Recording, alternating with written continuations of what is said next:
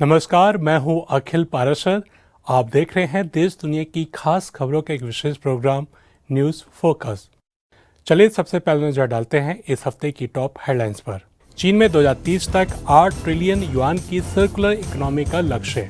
नई तकनीक से बदली चीन की डिलीवरी व्यवस्था। कॉफी निर्यात से इथियोपिया ने बनाया नया रिकॉर्ड। अब समाचार विस्तार से।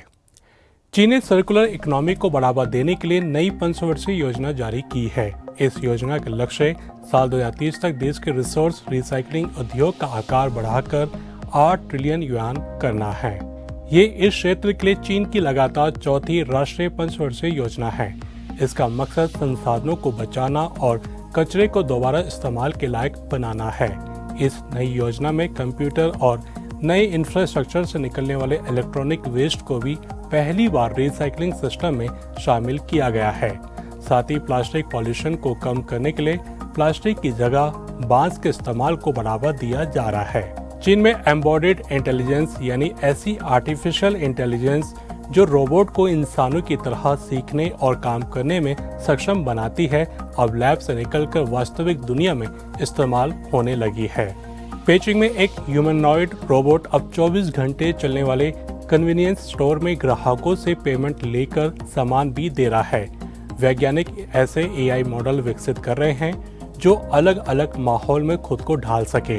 इसके लिए लाखों घंटे का डेटा इकट्ठा किया जा रहा है, जिसमें रोबोट को बर्तन धोने, सफाई करने और घरेलू काम सिखाए जा रहे हैं। सुरक्षा को ध्यान में रखते हुए पहले रोबोट को वर्चुअल दुनिया में ट्रेन किया जाता है और फिर असली माहौल में उतारा जाता है।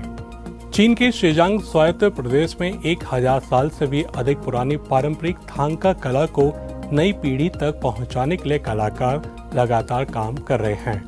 थांका सिर्फ एक चित्रकला नहीं बल्कि शीजियांग की सांस्कृतिक विरासत का महत्वपूर्ण हिस्सा है। स्थानीय कलाकार त्रिजिन राब्तेन ने इस कला के संरक्षण और ट्रेनिंग के लिए एक नेशनल लेवल का स्टूडियो खोला है, जहां युवा कलाकारों को इसकी बारीकियां सिखाई जाती हैं।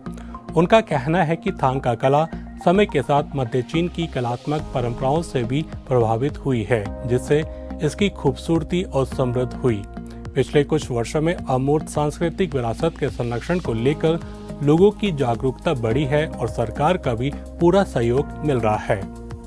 चीन का डाक और एक्सप्रेस डिलीवरी उद्योग अब स्मार्ट टेक्नोलॉजी की बदौलत तेजी से बदल रहा है। Smart warehouse, automatic sorting system, drone और बिना ड्राइवर वाले डिलीवरी गाड़ियां अब इस क्षेत्र की नई पहचान बन चुके हैं।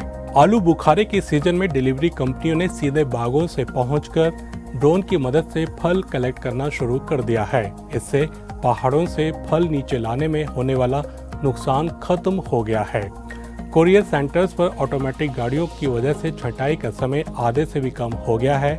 आज चीन के 200 से ज्यादा शहरों में बिना ड्राइवर वाले व्हीकल और ड्रोन हर साल करोड़ों पार्सल डिलीवर कर रहे हैं, जिससे दूर दराज के इलाकों में भी सामान चंद घंटों में पहुंच रहा है। चीन के सिंचांग उइगुर स्वायत्त प्रदेश का अल्ताई इलाका इन दिनों दुनिया भर के खगोल प्रेमियों और पर्यटकों के लिए हॉटस्पॉट बन गया है। इस इलाके की खासियत यह है कि यहाँ साल में 240 से ज्यादा रातें बिल्कुल साफ होती हैं और प्रदूषण ना के बराबर है। यही वजह है कि देश विदेश से बड़ी संख्या में लोग यहाँ तारों को निहारने पहुँच रहे हैं। स्थानीय प्रशासन ने इस बढ़ती रुचि को देखते हुए स्टारी स्काई ड्राइविंग कॉरिडोर विकसित करना शुरू किया है, जहाँ खास तौर पर स्टार गेजिंग के लिए ठहरने की व्यवस्था की जा रही है। पर्यटक समर ट्रायंगल जैसे प्रसिद्ध तारामंडल को नंगी आंखों और आधुनिक दूरबीनों से देख रहे हैं। जून से यहाँ के कैंप लगभग पूरी तरह भर चुके हैं। अब लोगों के लिए प्रोफेशनल टेलीस्कोप और गाइडेड एस्ट्रोनॉमी प्रोग्राम भी शुरू किए जा रहे हैं। मिडिल ईस्ट में चल रहे तनाव और लॉजिस्टिक्स की दिक्कतों के बावजूद इथियोपिया ने कॉफी एक्सपोर्ट में एक नया रिकॉर्ड बना दिया है। इथियोपिया ने साल 2025 से 26 के फाइनेंशियल ईयर में कॉफी बेचकर करीब $3 अरब की रिकॉर्ड कमाई की है। कॉफी अथॉरिटी के मुताबिक ये कामयाबी इंटरनेशनल मार्केट में उनकी हाई क्वालिटी और स्पेशल कॉफी को मिले अच्छे दामों की वजह से मिली है। जहां एक तरफ दुनिया भर में कॉफी के दाम गिरे, वहीं इथियोपिया की कॉफी पिछले साल के मुकाबले और महंगी बिकी। सरकार ने तस्करी रोकने, बर्बादी कम करने और सऊदी अरब, जर्मनी और चीन जैसे नए मार्केट्स तक पहुंच बनाकर इस मुनाफे को मुमकिन बनाया है। उनका अगला टारगेट सालाना 6 अरब डॉलर की कमाई का है। तो ये थी इस हफ्ते की खास खबरें। अब चलते हैं हमारे एक स्पेशल सेगमेंट न्यूज स्टोरी की तरफ।